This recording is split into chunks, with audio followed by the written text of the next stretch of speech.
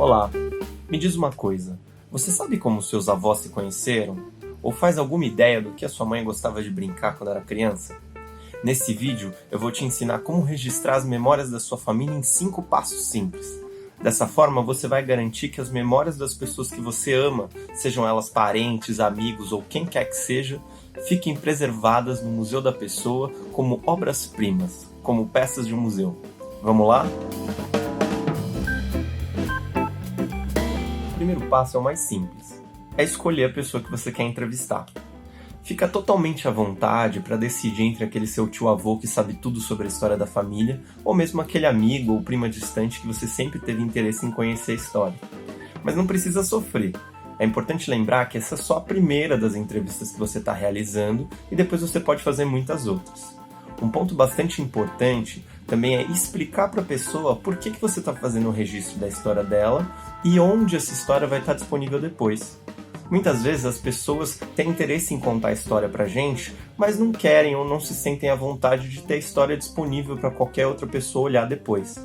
Então, como essas histórias vão virar peças de um museu, é muito importante que você explique para a pessoa o valor da história dela, para que ela se sinta bastante à vontade de compartilhar, tá bom? Bom, depois de ter escolhido a pessoa que você quer entrevistar, o próximo passo é bastante óbvio, é agendar a sua entrevista. Marque um dia e hora para a realização da sua entrevista à distância e pense também muito bem em qual ferramenta, ou programa, ou plataforma online você vai utilizar para fazer essa entrevista à distância. A gente já fez um tutorial ensinando as pessoas a utilizar ferramentas como o Google Hangouts, ou Skype e Zoom para você poder fazer a sua entrevista. O link vai aqui na descrição desse vídeo. Outros 3 pontos muito importantes para a gente se preparar para a nossa entrevista são áudio, luz e enquadramento. Para garantir a captação de áudio com uma maior qualidade, é muito importante estar atento para possíveis barulhos e ruídos que possam comprometer a compreensão do que o nosso entrevistado está falando. Sabe aquele tipo de barulho como uma obra lá no prédio da esquina, ou mesmo aquele vizinho que decide estudar sanfona em determinado horário? É disso que a gente tem que fugir. Peça para a pessoa, se possível, ficar no lugar mais silencioso da casa e você deve fazer o mesmo. Uma outra dica é talvez usar aquele fone de ouvido de celular com o microfone embutido. Ele facilita bastante e aumenta um pouquinho a qualidade do áudio que é captado. Uma boa iluminação é fundamental para garantir um registro de qualidade, mas para isso a gente não precisa se preocupar com equipamentos muito caros não. Ficar perto de uma janela já ajuda bastante, como eu estou gravando aqui com vocês agora. Peça para o seu entrevistado se posicionar, se possível, próximo a uma janela e sempre a favor da luz, porque caso contrário você vai ter uma grande sombra e você vai conseguir enxergar tudo menos a pessoa entrevistada. Uma coisa importante também para a gente ter em mente é nunca gravar em períodos de entardecer ou amanhecer, quando a luz muda muito rapidamente.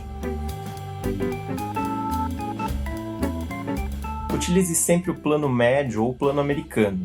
E o que é isso? Bom, basicamente é um plano que vai pegar da cintura para cima, né? Ou no caso, como eu estou aqui agora, do peito para cima.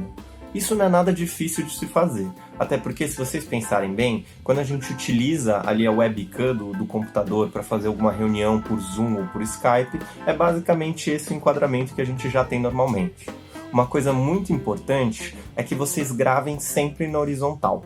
Por quê? Porque isso permite que depois você utilize esse conteúdo de diversas formas. Hoje é muito comum as pessoas gravarem conteúdos também na vertical para postar no Instagram ou tipo de coisa. Mas pense, se depois você quiser exibir essa sua entrevista para a família inteira através de uma projeção, se você gravou na vertical, você vai ter aquelas barras pretas na lateral. Se você gravou na horizontal, você depois pode editar esse conteúdo da forma que for melhor para você.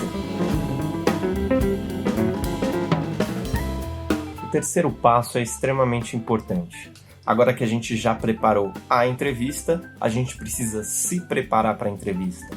É importante ter em mente que uma entrevista de história de vida é um mergulho na história do outro. É um processo bastante imersivo e quase que ritualístico. Então é bastante importante se preparar com carinho. Uma dica muito valiosa é preparar um roteiro de perguntas para te guiar nesse processo. Você não precisa ficar preso a ele, mas ele pode te ajudar em diversos momentos a retomar o fio da meada. Uma dica também é você, como no Museu da Pessoa, começar com perguntas simples, seja ela o seu nome, local e data de nascimento. A partir daí você pode seguir uma ordem cronológica, então origens da família, infância, escola, estudos e por aí vai. Não existe um número ou limite de perguntas, mas é bastante importante ficar atento para ver se a pessoa não está ficando muito cansada também. A gente sempre pode, de repente, agendar um outro dia para continuar a nossa história. Outro ponto fundamental é prestar bastante atenção na sua postura como entrevistador. A pessoa que você selecionou para entrevistar vai abrir a vida para você. Então é muito importante mostrar que você está 100% atento ao que ela está falando. Desligue seu celular e peça para a pessoa fazer o mesmo. E evite a todo custo interromper a pessoa. A gente também não pode fazer juízo de valores em cima do que a pessoa está contando. A gente tem que adotar uma postura humilde e simplesmente escutar, auxiliando a pessoa a construir aquela narrativa. Não vale limpar a roupa suja do Natal passado durante a entrevista. Também não vale ficar tímido ou deixar de fazer perguntas com medo de incomodar ou ser inconveniente. Converse com a pessoa antes da entrevista e diga para ela ficar à vontade para não responder qualquer coisa que não queira. Mas você não pode deixar de perguntar, tá bom? Para te ajudar nesse processo, no link desse vídeo também vai uma série de dicas sobre perguntas que ajudam e perguntas que atrapalham durante uma entrevista. Mas lembre-se, ouvir é uma arte e exige treino. Quanto mais entrevistas você fizer, melhor elas serão. O quarto passo consiste em organizar o conteúdo que você gerou. Terminando sua entrevista, você vai ter ou um arquivo de vídeo ou um arquivo de áudio, caso você não tenha gravado com câmera. De qualquer forma, é muito importante que você salve esse documento em muitos lugares diferentes, em 10, em 15, em 20 lugares diferentes. Seja no seu HD, no HD da sua mãe, seja no seu computador, seja num pendrive, seja na nuvem. Quanto mais locais, melhor. Mas é importante que na hora de salvar, a gente tenha algum cuidado na nomenclatura desse arquivo, na hora de dar o nome do documento. Isso vai impedir que esse arquivo se perca no meio de um monte de outros. Imagina quanto conteúdo a gente não recebe diariamente por WhatsApp, coisas do tipo. Se a gente não dá um nome para aquele arquivo, entrevista de fulano, dia tal, a gente nunca mais vai poder encontrar aquele documento depois, ou provavelmente vai ter um trabalhão para encontrar aquilo. Então é muito importante organizá-lo. Uma outra coisa extremamente importante é inserir esse conteúdo na plataforma do Museu da Pessoa. Só assim a gente consegue garantir que aquela entrevista vire uma peça de museu e que ela fique preservada para sempre, disponível para toda pessoa que quiser se encantar com o conteúdo dessa entrevista que você gerou. Outra coisa que você também pode fazer é editar essa entrevista de diversas formas. Quando a gente faz uma entrevista, ela em geral tem cerca de 1 hora e meia. Você pode fazer uma entrevista de meia hora, de 20 minutos, que seja.